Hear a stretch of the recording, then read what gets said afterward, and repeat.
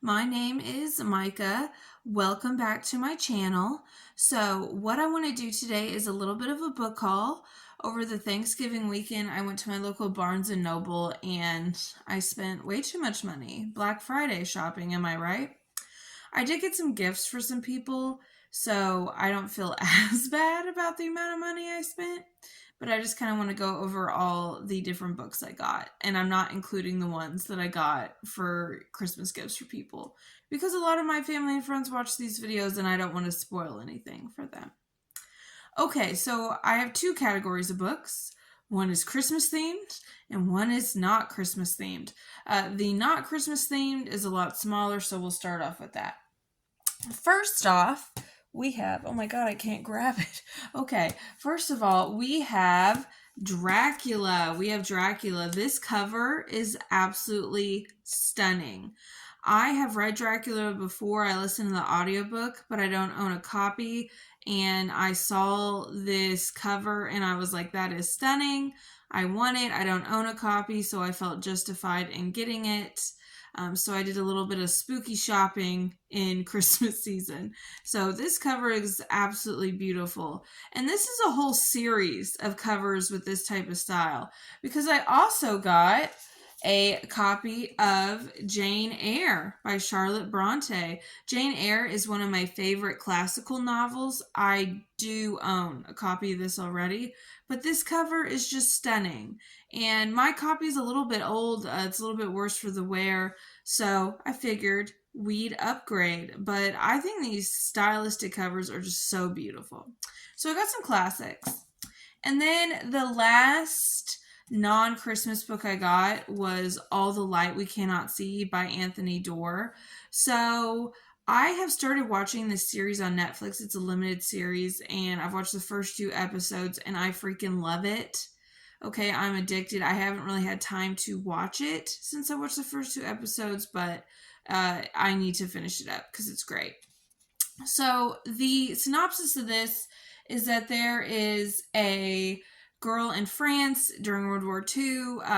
She used to live in Paris with her father, but then when the Nazis invaded, they went to this small French town and they took with them this little jewel and they're hiding it. And according to in the show, at least the main character, she is blind. She is blind and she's kind of doing these radio broadcasts, even though that's illegal under the German occupation.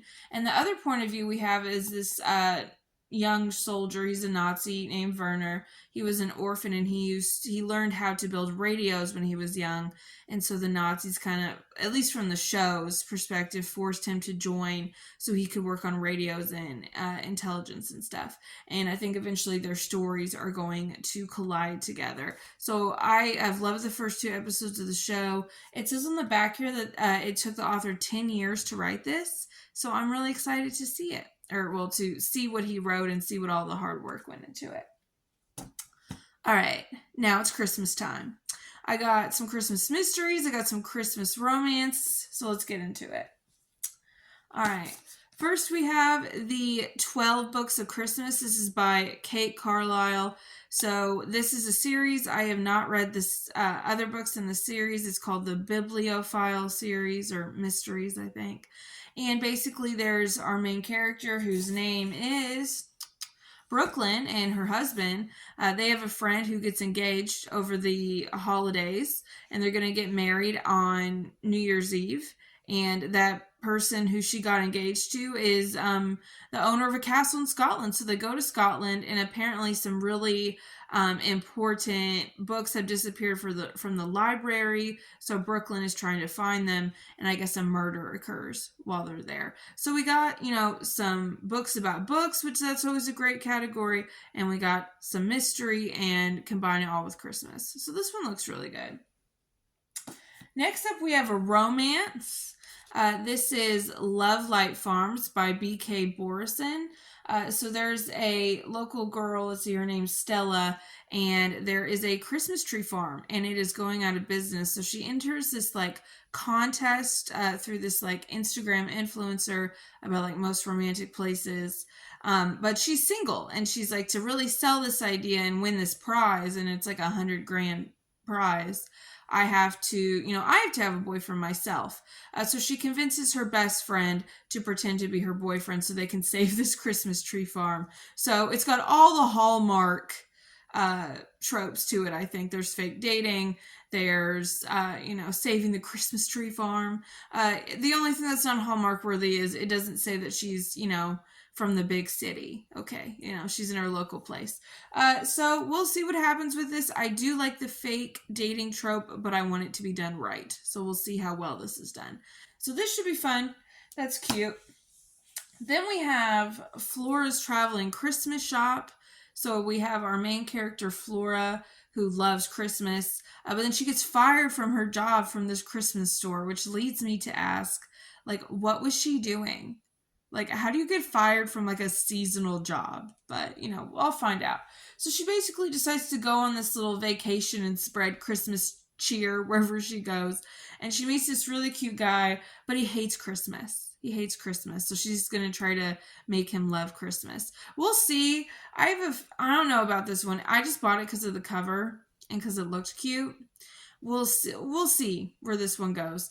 But on Goodreads, this is described as an enemies to lovers. If the only thing the only source of tension between them is that he doesn't like Christmas, that's not really enemies to lover. Like, maybe he just is of a different religion? Like, I don't know. We'll see. A little wary about this, but I bought it, so I'm going to try to read it. All right, then we have like a cozy mystery. It's one of those like mystery series where you can jump in at any time. Like nothing is really connected. And this is, it says it's the Gingerdead man, which I love a good Christmas pun. I love a good pun when it comes to these cozy mysteries. I think this is called like the 5-ingredient mystery series. So I think they own like a bake shop or something. So, it's a lot of cozy vibes. Hopefully it'll be better than the last cozy mystery I read, which was A Death in Doerr County. So we'll see. I bought it mainly because of the title. I love a good pun. And it's like they're having like a Dickens festival around Christmas time, and Christmas Carol is one of my favorite books. So this should be cute. It could be funny. We'll see. Maybe I'll read other books in the series. And the same goes for the 12 books at Christmas. Maybe I'll find a new series to read. All right, this is the one that I'm looking forward to the most out of the books I bought. And this is Meet Me in London. And this is by Georgia Toffolo. We have our two main characters. We have Victoria and we have Oliver. Victoria, she is wanting to open up her own like designer clothing boutique. But then her boyfriend basically cheats her out of the lease. They break up. And then Oliver, he is, his family owns like a chain of department stores, and he's like about to be in charge of one for the first time. But his parents are all on him like, to have this perfect businessman life, you have to be settled down. You have to have a woman to support you.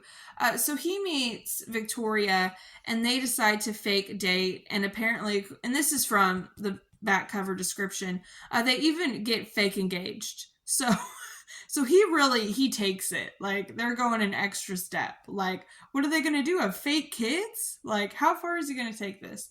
But they have a deal that Oliver will kind of feature her designs in his department store if she does it. And it says they start to form some feelings for each other, but then Victoria has like this mega secret. So we'll see. I absolutely love London. It's one of my favorite places. And the idea of spending Christmas time in London, 10 out of 10. If I can't do it myself, I can read about it. So if there's any romance book like that is clear that it's set in London or England, I'll be all over it. Okay then, and the last Christmas book I have is, this is a new Poirot mystery. It's obviously not by Agatha Christie because she's dead, but it's by Sophie Hannah, and it's that Poirot's trying to have a relaxing Christmas, but a friend of his, like in the local town where he's visiting, someone gets murdered in a hospital, and they have no idea how someone got in and out of the hospital like that. So he has to try to solve the murder to prevent other murders from happening. I don't know how this works. Like, I guess there's the idea of public domain. I guess Poirot is a public domain, like literary character. I don't know, but this is not the only Poirot or Agatha Christie. Like I've seen one for Miss Marple too, where it's like all new mysteries, and it still has Agatha Christie's name plastered on it. But obviously, that's not the person who actually wrote it. I have no idea how any of that works. So I've never physically read a Poirot mystery. I have listened to audiobooks of them. So we will see what any differences are in the writing style. But I'm excited. I like a good mystery, and if it's anything like Agatha Christie's work, I'll enjoy it because I love her as an author. She wasn't a good person, but she could write some good books. So that is all the books that I bought for myself that weren't, so I did buy some more that were Christmas presents for some of my friends and family, but we're not going to go into that because spoiler warning, right?